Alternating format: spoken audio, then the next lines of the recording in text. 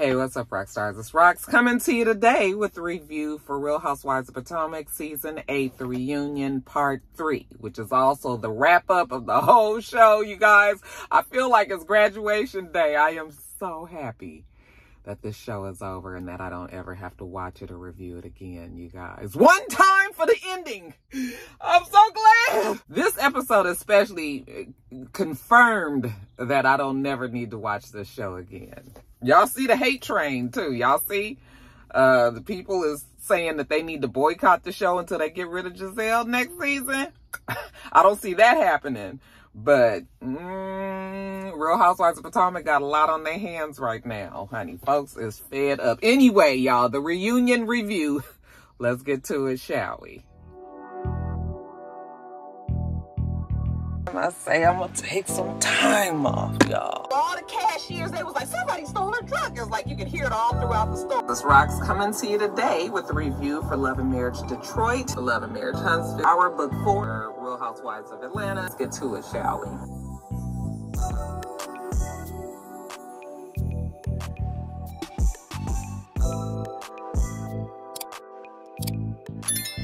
All right, you guys. So you remember last week when the show was ending, Gordon said he had this huge announcement that he wanted to make that maybe people were speculating and wondering, but just didn't know for sure. Okay. He wanted to let everybody know that he has bipolar disorder 1. I didn't know that there were different levels to it. However, he says that he has bipolar 1, and the only difference between that and just bipolarism by itself is the level of manic states that, you know, I guess the manic condition is way worse depending on the number that is behind the word. He said he was diagnosed 2.5 years or so ago, but he felt like he's been suffering from this since he was in his 20s and that it just went unchecked. And so that is a lot of the explanation that Gordon has given for the way that he reacted towards Mia, you know, the way that he was supposedly locking her in rooms, even though he said he didn't remember that, but locking her in rooms and draining her bank account and taking her phone and all of that. You know, he said that that was when he was in a manic state. I guess let Gordon tell it. He's been in a manic state pretty much the whole time he's been on the show. I don't know, but they have seemed to come to some common ground on this. He said that he is better. He's getting the medication. He's making sure that he also does the work to make sure that he is a better person. Okay. Giselle was just like, you know, I'm worried about you. Like, if Mia's leaving now, like, what happens to G? And he was just like, I'm going to be okay. I'm going to be okay. I mean, he's a grown fucking man. All right. Yes, it's nice if his wife could be there to help him through it, but he can do this on his own, I'm sure. You know, but Mia says that she's always going to be there with him. Or for him, just not with him. So she plans on being with Murder Inc. Which I'm just gonna go on and call him that, child, because I can't seem to not say it. She gonna go on and be with Mr. Inc. and but she's always gonna help take care of Pawpaw. Gordon is in a better place with his family. You know, I guess you know, from him reacting from the illness, he probably was cutting up with his family too. Let him tell it, you know. But now that he's gotten medication, like I said, and is doing the work, he's even okay with his family. He still has the shares in the business. That was never gone. It's just that he was removed as CEO, which means that the salary that came with that, he didn't get anymore. And so I'm sitting there and I'm watching it, and listen, I am really trying to be sympathetic to Gordon and all. I understand bipolarism, you know, it's a serious illness. Once you can get the medications, you know, I'm sure you can still live a pretty productive, successful life, you know. But the fact that Mia gets to sit there and kind of, you know, like cry cavalierly, like she's really just been going through it with Gordon, when that is not what she has presented to us throughout this, you know, I'm sure, you know, if they really were going through it, maybe that was something that either she didn't realize was what was going on or didn't want to bring that part to the show. But it was just like no whispers of this until this new season when Mia decided that she wanted to be with Murder Inc., you know. So I'm just like, you know, it's Mia, you know, so it's hard for you to really be like, how much of this is true? I mean, I don't think Gordon would lie on his health like that, but just the whole thing, I'm sitting there watching. But when Gordon said that he didn't believe that Mia would leave him, had all this shit not happened, you know, when he was in his manic state, that he believes that Mia really did love him and that, you know, she would still be with him today had they not gone through these unfortunate times. And I was just like, now, Gordon, listen, I'm sure Mia loves you, you know, as a friend, as a man that has taken care of her for many, many years. I don't know about in love. I mean, I guess it's not for me to say. That ain't for me to say that, you know, she was or was not in love with him. But Mia's always made it seem like, you know, the way that they got together, it wasn't on the whole, oh my God, this overwhelming love for this older man. It was what this man could do for her. So we just need to not forget that. I'm sure you guys don't, because most people don't like Mia.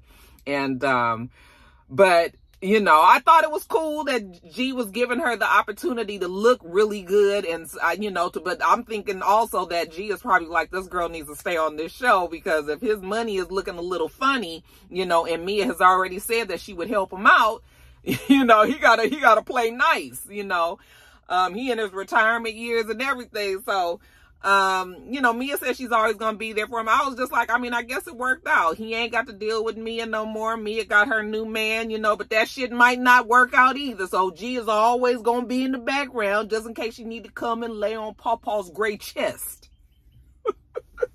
You know, I'm just like, whatever. They seem to have tied that little story up real nice and neat. So I honestly don't know what's going to happen with Mia's storyline next season. I mean, you know, the situation with the little boy, that kind of got squashed last week. And then now this with G telling us this, and he's all happy with everything. I mean, I guess now all we're going to do is see Mia's, well, not me, because I ain't watching this shit, but y'all going to see Mia and Murder Inc. We'll see where that relationship goes, child. You know, I don't think it's going to age well, but we'll see. Y'all will see.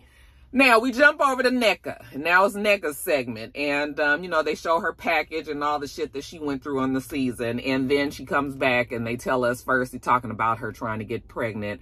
Her IUI, I think that's the name of the procedure, that did not take. She didn't get pregnant. So now she is on the IVF journey. She said that the ladies have been very supportive in that, you know, and even Candace especially, because Candace is going through it herself. As far as the zip code, you know, somebody wrote in and was asking, you know, about exactly where she lives and all. And was it North Potomac? Now, she's saying that it is Potomac proper. But, you know, Karen was just like, no, Andy, you know, just be clear that she lives in North Potomac. Okay. And where do we live, Uncle Jessup? Uncle Jessup was like, Potomac. And she was just like, thank you. And I was just like, okay. I mean, that's all cute and everything, Karen. You my girl and everything. But Nneka owns her $2 million house and Karen rents. Okay. So there's a difference there. I'm just saying. Okay. So then after that, you know, little fun stuff, we get to the meet, which is Nneka and Wendy. Wendy maintains that she did not know Nneka. Nneka says that's not true. That they had met in a setting where there was less than 20 people and they did speak and everything. And I'm with Wendy. Just because I met you, that doesn't mean that I know you. Now, Wendy could have said, I know of her. But I think Wendy at that point was irritated with the fact that Nneka was trying to say that she knew her when Wendy was like, she doesn't know me. I don't know her. I don't even know what her middle name is, you know? So I was with Wendy on that. Like, yeah, I mean, I didn't know her. She was trying to make it seem like we was friends, ace boom coons or something like that, or even that we had even a casual relationship. That's not what it was. Now, Nneka was going on and on that she wasn't trying to use Wendy to get on the show, that she had been approached to go on to Married to Medicine at first, but they were in, I guess, the DC area, or her husband was working up there. So it made more sense that this show with these black women, you know, and there is an African woman on there, a Nigerian girl, you know, so like this made more sense for her to go on this show. So then, you know, Andy tries to be, you know, real politically correct and talked about the, you know, that they wish that this whole talk about the culture of Nigerians and this whole Osu thing. I told you guys at the beginning, I told you on the very first episode review that this was not going to go well, that Americans don't know enough about Nigerian culture to even be speaking on it like that people were going to be putting their foot in their mouth left and right, that people were going to be getting offended. I said all of that at the very first episode, and here we are at the reunion, and what's going on now? Okay, the fact that, you know, they're talking about being Osu, and, you know, they were like, that is such a taboo topic in the Nigerian culture. That's not even something that we talk about, you know. And the fact that Ashley brought that shit up, because Ashley is the one that talked about that and made it, you know, she just kept on saying, oh, you know, and they're saying that they're Osu. It's like, why are you speaking on it? I mean, I clocked that shit way back then. Anybody that has sense knew that Ashley should have kept her fucking mouth shut. So Ashley was really the reason why that whole thing blew up.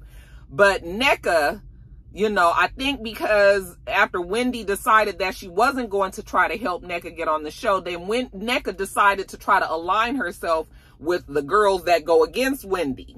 But even still, Wendy does have some power on the show, even though Giselle and them, you know, were the producers' favorites or whatever. Wendy does still have power. So when Nneka finally realized, because really, Nneka probably would have went on the way that she was, but I think that Nneka at some point realized that she was blowing it, okay, and that this was not going to look good on the show. The fact that her and Wendy is looking bad and arguing with each other and all that. So then that's only when Nneka decided to apologize. But at first she was coming at Wendy, and yeah, Wendy wasn't really trying to go along, you know, to get along, but the way that Nneka approached the whole thing, it was wrong. It was wrong, and it backfired. And that's probably going to be the reason why she's not on the show next season. Now, when Andy asked what did Osu mean, like I said, they said it was taboo. But Wendy was just like, you know what, since Ashley brought it to the platform, Ashley, what does it mean? You know, Ashley, well, I don't purport to imply that I know anything about.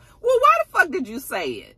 Okay, you bringing up shit that you have absolutely no idea what you're talking about, and you making these two women up here fight over something that really it shouldn't even be a topic. So Ashley gets on my nerves because Ashley is always the one that throws a rock and hides her hand every single time. I mean, we've even said that. I've said that plenty of times over the years too. Now, Nneka did have a point when she was just like, Wendy had all this energy for me, but didn't ever say anything to Ashley. And I agreed with that. Wendy knew that Ashley was the reason that it was happening. However, Wendy put all of her vitriol towards Nneka. Now, that also might be because of Nneka. Wendy felt like Nneka knew, you know, knew better, being in the actual culture, being in the actual tribe, or excuse me if I'm saying it wrong, you guys. I'm not trying to. I just don't know what the word. But the fact that they both were Nigerian and from the same group, Wendy probably felt like Ashley just was stupid and didn't know better, but Nneka did. So that's maybe why Wendy was acting like that. But I felt like Wendy should have been more irritated with Ashley as well.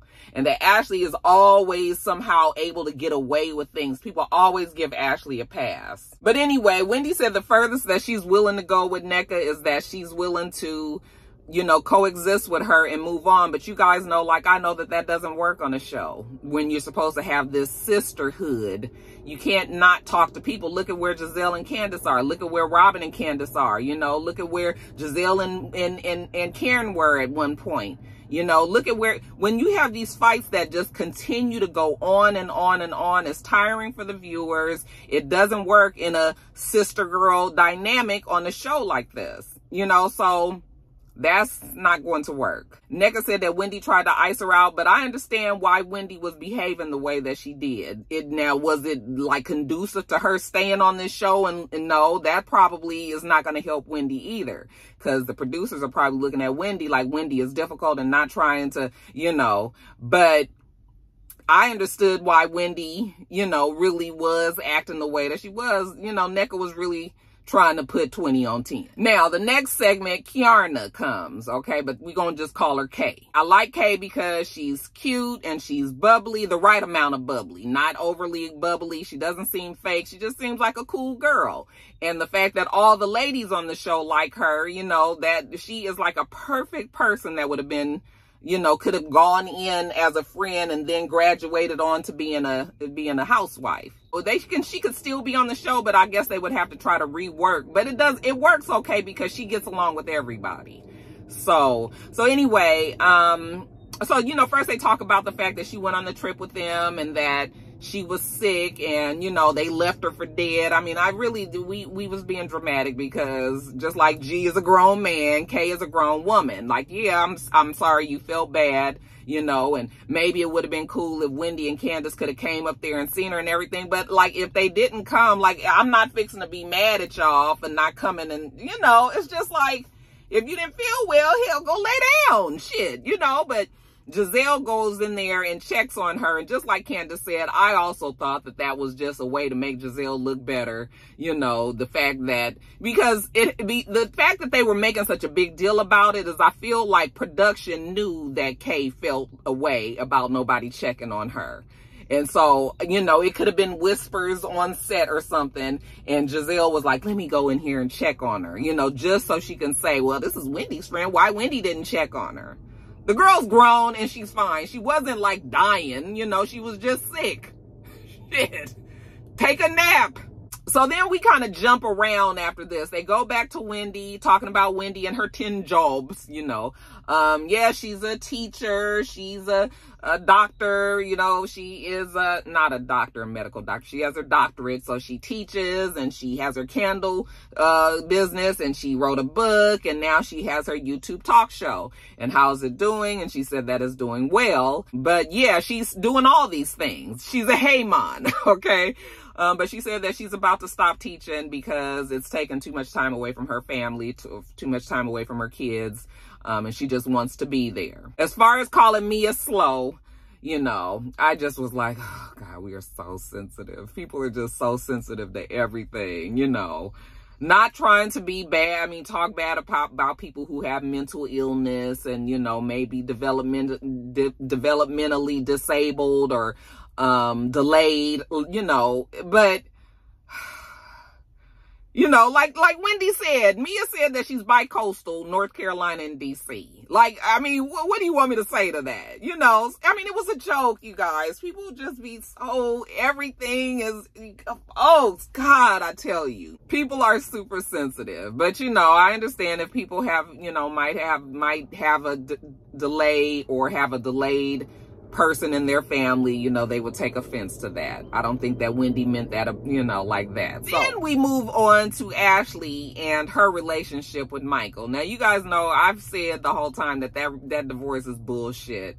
But what I think that Ashley probably really wanted to happen out of this was that they would remain friends enough so that he could still take care of her, but she can go off to be however she wanted, maybe be separated, but not necessarily divorced. Because she was saying that, you know, she's seeing this new guy, but the guy doesn't want, she's dating somebody that's unavailable, you know, doesn't want to get married, he don't want kids or some shit, you know, things that she wants. So why are you even wasting your time with him? Okay? Because she's still making herself available for Michael. Now, she said that we don't see what happens, you know, in real life. You know, they'll go from being in a bad place to being in a good place. I guess while they were filming the show, they were in a good place, but now that they're reunion time, they in a bad place now. Now she's ready to move forward.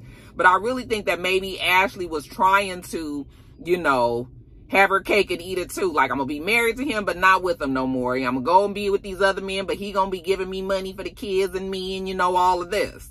She realized, I guess, we're gonna see, but she's acting like she realized that she can't burn the candle at both ends no more. Now, did Ashley marry for money? And she said, no, she did not marry for money. She loved, you know, Michael's tidy whites. She loved him to death. You know, he whisked her off her feet, told her that she didn't need to work because he wanted to travel. You know, he was gonna take care of her. Now, you can't tell me that you ain't told your girls, like, honey, this one here got money. I ain't never got to work no more. I mean, you ain't maybe you didn't in your mind say I'm marrying him because he got money, but you wasn't fucking around with no broke niggas that, you know, because you knew that a broke person couldn't do the same thing for you that this man could. So really, a roundabout way, you did get with him because of the fact that he could do things for you and take care of you. Yes, that means that you still did marry for money. Okay. And I mean, I'm not going to say that she didn't love the man. Maybe she did, but it was a damn good bonus that this motherfucker was rich. All right, so we not gonna play them games. Her talking about she massages feet every night. I was like, massage? And she was like, with a D on the end, massaged. And I was like, girl, no, you probably had it right the first time. I want Ashley to go away from me with this shit. As far as G&A, Giselle and Ashley, the athleisure line that these two came out with, that's supposed to be a Savage and slash Lululemon or whatever. Man, please, get away from me with that shit too. Okay, ain't nobody buying that mess. Ain't nobody buying that mess. Them two is the most horrible in fashion choices on the show, and they trying to have, girl, please. But the fact that they bring up G&A, that brings us around to the fight that happened at the event. And I just was sitting there, I felt like I was watching like the Twilight Zone or something, because everybody was trying to blame everybody else but Ashley, and Ashley is the main reason why that fight happened at that place. Because if Ashley hadn't invited Deborah, when you already knew it was contentious, see, Ashley's thing is she knows how these girls are going to react. Okay, she acts like she's not, she don't know, you know, everybody is grown and everybody should do things a certain way, but you know that you are dealing with some ladies that if a bitch get in your face, then it's fixing to get to some fisticuffs up around in here. And Ashley knows that, you know, she hopes for some sort of confrontation or some sort of mess to happen, and then for her to just be like, oh, I didn't know that that was going to happen. All right. Yes, I blame Ashley 100%. 100%, or we can give her 50-50 with Deborah, because after Deborah was showing out and acting the fool like she was, you know, you can't, like Candace said, people gonna react to the way somebody is acting. Candace was like, I didn't say nothing about that girl or to that girl until she approached me. And when somebody comes up to you and says something to you, then what? I'm still supposed to turn a blind eye like me and say, oh no, you can't talk. Like, man, please. There's absolutely no way that I'm just going to let this bitch come up here. First of all, you already knew that Candace and Deborah had all this bad energy for each other anyway, because Deborah lied on Chris last season. Okay? But the fact that everybody is saying that Candace should not have reacted to me, to Deborah, that is bullshit. That is bullshit. You know, and then for Giselle to be like, I blame everybody. I blame Kiana. I blame Wendy. I blame Candace and Deborah. Ain't it Ashley up in there in the first place? Ashley is the fucking problem. Ashley is the damn problem. And Giselle knows that, but she's going to ignore it because she wants to be mad at somebody. She had to throw Kay in there, but she's mad at Wendy and Candace for what exactly? Especially Wendy was like, no, you going to tell me what I did. What did I do to make that situation worse? And what did Kay do? This bitch got her head busted open, and you mean to tell me it's her fault that Deborah came in there on one, ready to confront somebody? I mean, Mia said it herself. She also came up to me and was just like, I'm a four, Mia. Now, if Mia chose to take the high road, that's fine. But you can't think that everybody is going to behave that way. Did I think that Candace was going to hit her in the head with the bottle? No, I did not think she was going to do that. Okay. But the fact that everybody up there was really trying to make it seem like it was somebody else's fault except for Deborah's was just, I was just like, what in the world is going on? I was so glad when Kay said that Ashley was the queen of aftermath apologies, because it's true. Ashley will get all of this shit stirred up, and then she'll come back and she gonna apologize. She gonna apologize. Ashley ain't above apologizing, okay? So she going to apologize, but it's always after some shit that you caused. You are the reason that happened, okay? Because you knew your friend was ignorant, and you knew these ladies in here was gonna say something back to that bitch if she did something. Talking about Candace shouldn't respond. Bitch, are you kidding me? What kind of new fandangled bullshit is this? Like Kay said, she is not proactive in not causing a mess. And I was like, honey, that's the best way you could have put it. Okay? Ashley knows what's going to happen, and then she makes it happen. I'm so tired of Ashley. So, you know, and then Kay thanks Karen for being there. And, you know, Karen was just like, you know what, Kay, Andy, you know, I would take care of her just like I would take care of all of these ladies up here, you know, including Robin. Robin would take care of me even though she wouldn't say it. But Karen was just like, yeah, you know, I could see you were scared. It was a whole lot going on. Her head was busted open. It was drama. It was chaos. You know, Karen wanted to be there for her. So, you know, and that's the kind of person that Karen is. I was just like, man, I like Kay. Too bad she landed on this show. Like, she might have probably worked better in Atlanta. And then that's it, you guys. I don't even know why they had the men come on. I think they had the men come on the show just to show that Juan wasn't there. I think it was important they made sure that they had all the men there so it could just really point out the fact this time that, because Juan not being there stuck out like a sore thumb this time. So I think that that's the only reason why they had the men there. But Andy was just like, you know, is there anybody that wants to kind of throw their situation, their fight with the other person into like the embers of the fire so that it can go away forever and we can move forward? And nobody was willing to do that. Okay, Robin and Candace, you know, they kind of neutral on it. They ain't gonna be going back and forth with each other, but they have no love for each other anymore. Okay, you know, Giselle and Candace, that shit ain't gonna happen. Nneka and Wendy, it's a done deal on that. So yeah, it's not gonna happen. When Giselle said she can't wait for this show to air, I was just like Candace said, narcissism just is unreal. Giselle seemed to think that the way that she was behaving in this season and in this reunion was gonna make her look best. Like, girl, you is so far off. Girl, they got a campaign to get your ass off this show. And you talking about you can't wait for it to air? And Candace was like, I can't wait either. Andy was like, you guys need Jesus. She was like, honey, I got Jesus right here. I don't know who the hell Giselle got over there. Yeah, she thought that she was about to be vindicated. I said, oh, narcissistic ass biatch. And then the rest of the ladies, Mia comes out looking like a saint for, you know, still being there for Gordon. And Karen is in the best place. Okay, Karen remains neutral. And even though a couple of you guys told me I was tripping when I said this is no longer Giselle's show and that this is Karen's show, honey, if this episode did not let you know that this is now Karen's show and not Giselle's show anymore, then honey, I know something. You watching the wrong show. You watching something totally different than I am. Okay, this is Karen's show.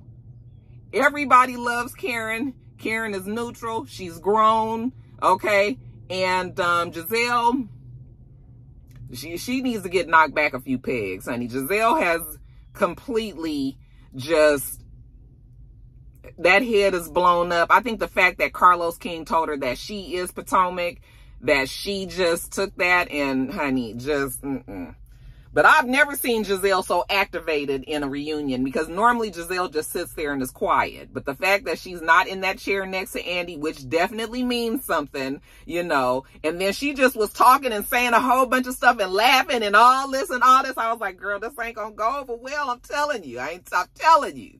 And yeah, honey, they want her off the show. So yeah, that was the end of it. You know, at the end, they do a little ceremony and they crown Andy as the Duke of Potomac, you know, give him a crown, and he was so excited. You know, Andy is so funny to me. And they pass out frozen pumpkin pies. I was like, ugh, that sounds gross. Even though Candace was over there eating it. But yeah, you guys, it's just, the show is not unsavable. They could make some changes there and still save the show. But Giselle is a problem. Giselle's a problem. She is a problem. She's a problem. I'm glad I ain't watching this show no more. I'm not even going to watch it anymore. Just like Love and Marriage DC, I ain't watched it. I saw that there was a reunion and all this past weekend, you know, and everybody looked really pretty. Ashley looked beautiful, you know, but just the way that Quick was acting and shit, I was just like, oh, I'm so glad I ain't watching that stupid ass show. I'm just glad. I'm so happy. Everything, I feel like a weight has been lifted off my shoulders, you guys. You just don't know. But yeah, that's it, you guys. This wraps up the season 8 of Real Housewives of Potomac. How did you guys like the show? All right, you guys, let me get off of here, get this edited and up to you. Got a lot of work to do today. Make sure that you thumbs up the video, comment, and subscribe to the channel if you haven't already. I'm Roxanne. The channel is It's Rox. Everything else I do will be in the bottom bar. All right. So I hope that you have a wonderful, wonderful rest of your day, and I plan on doing the same. Until next time, Roxstars. Bye.